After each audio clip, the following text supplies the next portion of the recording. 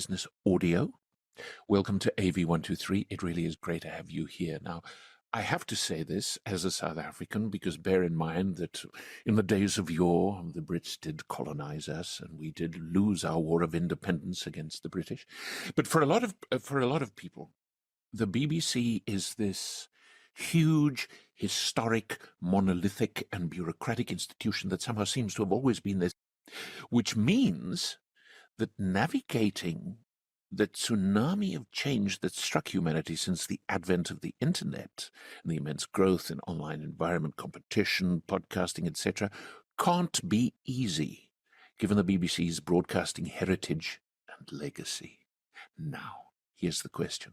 What are you, as head of business audio, doing to keep up? Because the attention economy and vying for an audience's limited attention span has really become a thing. Yeah, it absolutely has. And it's probably worth me setting out just kind of the part of the BBC Yes. I'm coming from, I'm working in. So I work in BBC Studios. We are the commercial arm of the BBC Group, and we're Yes. responsible for generating revenue and profits, all of which is reinvested back into the BBC to support the company's public service mission. And so we're £2 billion. That's no small task, right? No, it's a really important task. Any given year, we contribute anywhere from a fifth to a quarter of the BBC's overall revenue. And it's a really important way to ensure that in a kind of era of mass change in media, BBC can remain very global and very competitive. Okay. So what are you actually doing in terms of, because your speciality is audio. So Yes, what are you doing? What are you doing? And so BBC Studios did not used to do a huge amount in audio. We were predominantly a TV business. Yes. But as of April of this year, we have had a bit of a group operating model shift. And what this means is BBC Studios is now the home of the UK's most awarded audio production team. This is a new division in BBC Studios, headed up by Richard Knight, who's joined us from Wondery. We've also become the BBC's international distributor of audio content, which is a team headed up by Louise Lagrange. And this is where I sit, looking after the monetization and audio growth of our content. What all this means is we've now got audio and our incredible kind of heritage in this space at the heart of a global production studio and distributor, which is, we think anyway, an incredibly kind of exciting moment for us as an organization, where we can kind of really take the expertise and strengthen the kind of content that we have, but bring it to audiences globally in a way perhaps we've not been as able to do previously. Translating theory into practice is not always that simple. And as I mentioned in the opening comments, that the BBC is a huge bureaucratic institution, which one might compare to an elephant. So how do you pivot? How are you able to institute change quickly? Because quick is key here. Quick is key, and especially in audio, where there is such a kind of culture of quick decision-making and the ability to take opportunities as they kind of come in. Yeah. I think I would challenge a bit the cryptic nature of definitely the kind of BBC Studios and the arm we have here. Yes. Being able to operate quickly within a commercial business is imperative for any company that's outside of media, that's in any organization. And that is definitely something we can do at BBC Studios. We have to. It's how we've got to our kind of strength as a global producer and distributor of content, and how it is we have the scale we do globally. From a TV perspective, we are distributing 40% of all British TV exports. And so we are able to kind of operate quickly and at a pace there. I think the balance we always have there is ensuring we can operate quickly whilst ensuring that we maintain the quality of our content globally. We are very kind of conscious the brand is so key and paramount for us. And when people see it, no matter where they are, they associate it with quality. And so there's a lot of, internal alignments and discussions to make sure that we're kind of all operating in the same way and everyone is aligned to the overall vision of where it is we want to go. But that is still in a culture where, because we have that alignment, we are able to operate quicker in this space on the commercial side. Interestingly, just on the subject of quality, given the need to move as quickly as you do, how do you maintain that level of quality, and what sort of standards do you actually set yourself to maintain it? How this would translate in practice will be different in different parts of the audio business we have here. From a BBC Studios perspective, the quality of everything is considered at the kind of onset of any project or piece of work. So from an editorial perspective, they will be conscious of ensuring we have the best talent, the best production management processes, the best technical quality. We are telling a story in a way which has the most impact for the audience listening to it. When we are thinking of things from a kind of downstream monetization and audience growth perspective, we are still kind of very much focused on that, but from a different angle. So that could be ensuring our adverts are of the highest quality, and we don't potentially have, screaming radio adverts going into our podcasts.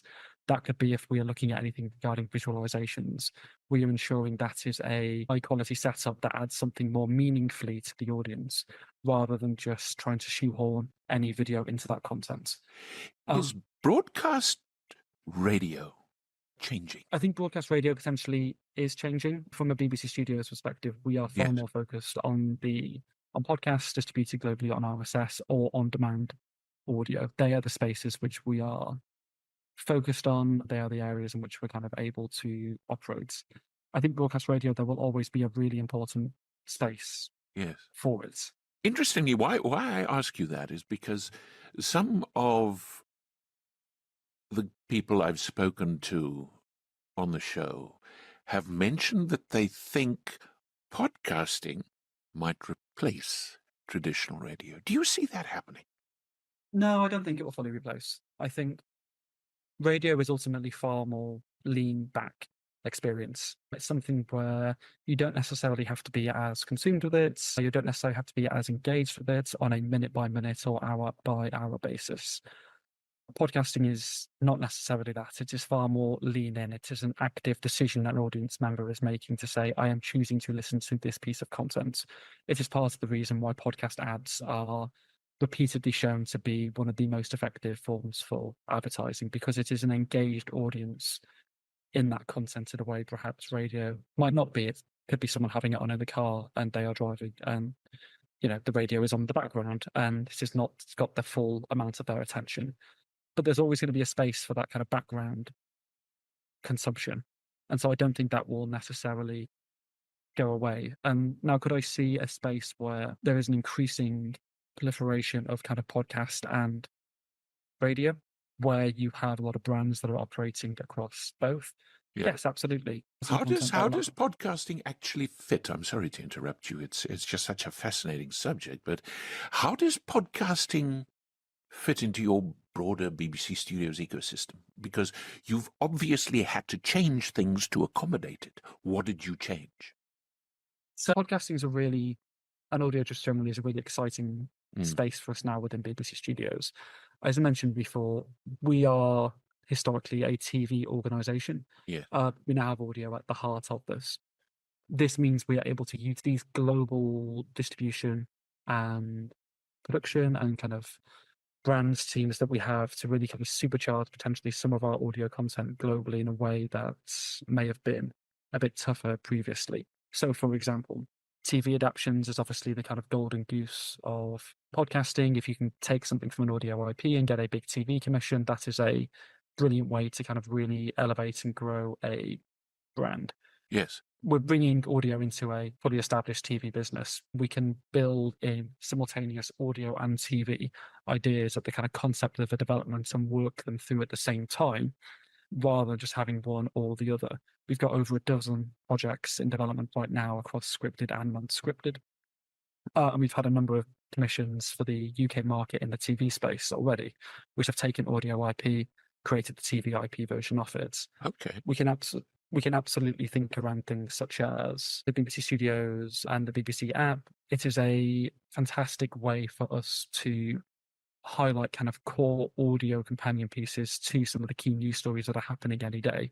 Our bread and butter from a BBC side will ultimately, it is news and kind of current affairs. That is where we are incredibly strong, and we know why audiences come to us for that content. And being able to actually now more meaningfully highlight and signpost some of this audio content in that ecosystem. Yeah. Again, it's a really great way to say we are more than just a TV business now. We are a kind of full-fledged media business that can operate across, that can use different media types across our estates and really lean into the relative strengths of each of them. What do you do? Let me rephrase that. How do you approach content in terms of topics? How do you know what's going to work? How do you decide what to distribute? So we are very data-led in terms of how it is we operate. We try to look at it over a few different levels. So one will be the BBC as a whole, i.e. wider audiences come to the BBC globally. How does that change market by market?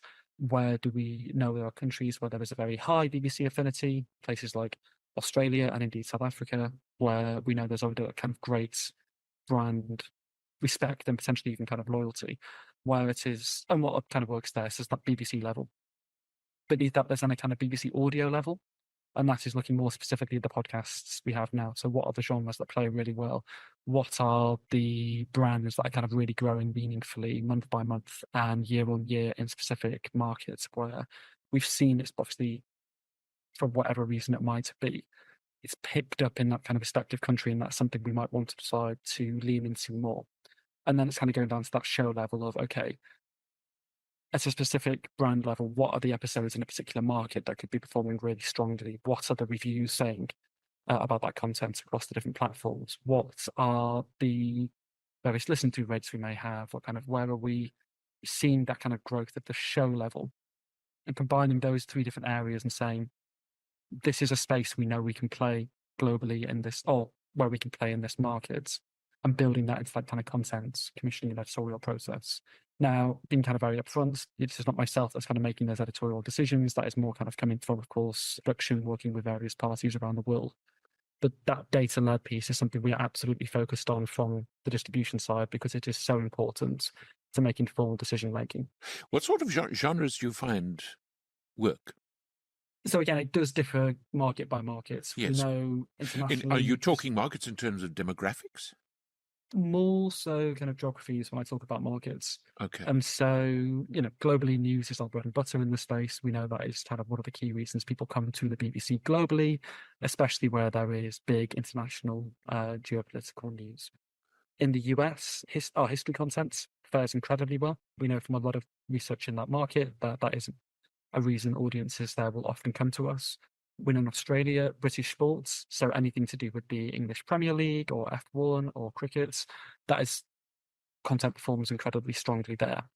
We have a number of learning titles, so kind of teaching people how to speak English. That tends to perform incredibly well in countries like Japan or Indonesia or India. So it's kind of that beauty of podcasting. It's the word I always use is global. RSS feeds means it's distributed globally, it's across all markets all at once. But in terms of what actually works in a specific area, that is something that is far more localized based on the unique listening habits and trends of that particular region. It would be fair to say that audio has unique properties. And audio has enormous impact because it is, as Stu Redwine of Oxford Road told me, that it's processed in the same area of the brain that emotions are. So in other words, it's very directly linked to that. Do you think the surge in audio is something that will stay with us now? I'll tell you why I asked. Let me contextualize it for you. When I was a child, I think I was 14 or 15, I remember on the South African Broadcasting Corporation, they broadcast the BBC version of John Wyndham's The Day of the Triffids, and I was spellbound for weeks. Is there a way that you find audio developing that level of entertainment will come back? Yes, Yes, no, 100%. And I love the kind of stat you mentioned previously. The other one I'll throw into the mix here. There was a great report Spotify did a number of years ago, which looked at audio, but very kind of scientific-based lens on kind of checking people's kind of emotions and endorphins and all that other good stuff to figure out what was and wasn't working. one of the kind of insights of that report, I think it was 68% of Gen Z millennials described audio as a mental health resource in terms of how important it was for them. Yes. And like, that's not going to go away. I think that's going to stay. I think there is an intimacy that audio offers that no other media can potentially get close to. I think it's, and definitely podcasting, it offers a more natural form of conversation and dialogue, which I think appeals to younger generations in a way that's something a bit more scripted, something a bit more rehearsed, perhaps, doesn't. I think it offers a trust, again, that other forms don't. There was an MRI Simmons poll, I think, from last year that had said 75% of people trust their favorite podcast presenter more than they would trust either social media influencers that they follow or TV personalities. Like, these are incredible statistics around that kind of link and innate trust that audiences have with audio, which you just don't get anywhere else. And I think for that reason, yes, I think this is just a space that's going to grow and grow and grow. And that just makes it a really incredible and exciting time to be in it as well. Yes. How do you see it changing? I mean, you've been tasked to making sure it works. You've been tasked with making sure that the BBC makes a considerable amount of money from what you're doing. How do you approach that? Because then you must surely have or bet on a development, or you've got to be able to have some sort of approach as a futurist in terms of where this is going. Yeah, so it's a great question. And I think it is not necessarily going to be the same for every genre or every show that exists. I think in the more kind of entertainment-y, talent-led centric kind of formats, I think you'll increasingly start to see a more kind of 360 brand view develop around those. So it won't. When you say 360, what do you mean? So by 360, it won't necessarily be someone with, I don't want to say just a podcast, yes, but they would have the YouTube kind of video fully visualized, and they may have some fast channels on different spaces there, and they'll have the physical books to go with it, and they'll have the merchandise and the live events, and it will be very much someone creating a brand around a kind of core piece of IP. Yes. That won't necessarily, though, always be possible with all shows. I believe in video. I think it's a really important lever for growth in some shows. I also think there's a risk from a industry perspective that we rush in trying to do video for everything, when in fact sometimes it won't be suitable, or it won't actually add to that content. Could you give me an example of that? When do you think it won't work, for example?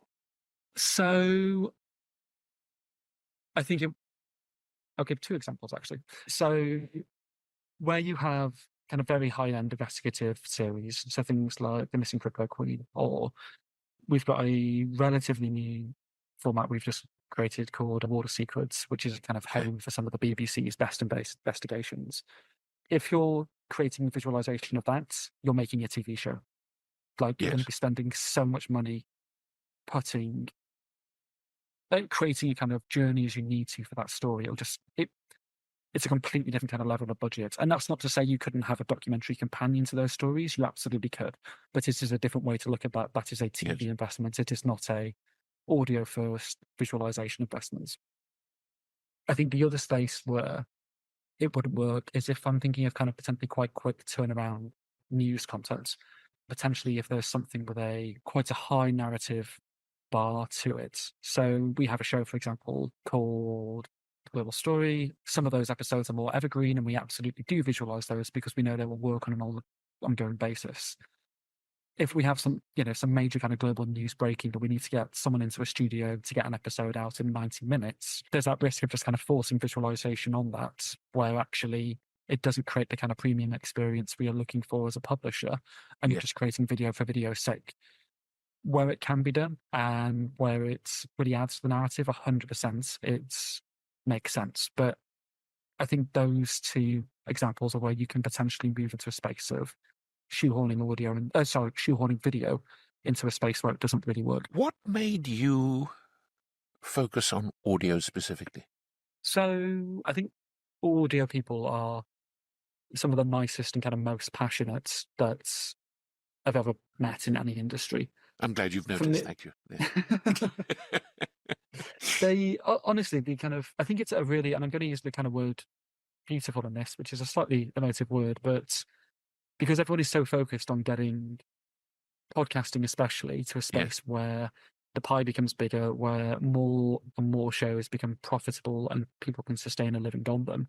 There is a collaboration and openness to it right now, which is just great to see. Like, everyone is just very focused on ensuring that there is a collective understanding of the key terms in the industry, that advertisers know all the strengths of podcast advertising, so they will actually invest more and more of their budgets into it to grow the overall pie. For myself, as I'm sure it is for many kind of people in audio, I grew up in Britain. I grew up on British audio, listening to Radio 4 in the car with my dad, or kind of listening to Radio 1 when I kind of got from 13 onwards or so, and waking up with that every morning. Like, it's in Britain, audio, and especially BBC audio, is such a kind of core part of our heritage and identity. There was always that attachment to it. And as BBC Studios especially started doing more and more in this space, it was just this perfect opportunity to kind of bring in, it was an opportunity just had to jump out and say, I really want to kind of get involved in this and do all I can to get more global audiences, especially focused on BBC audio, and get this fantastic content we're making across to them. I must honestly say to you, I think that is the most perfect place to end the podcast. That's a lovely statement, Greg. It's been wonderful talking to you. Thank you very, very much for your time. I appreciate it. It's been wonderful. Yeah.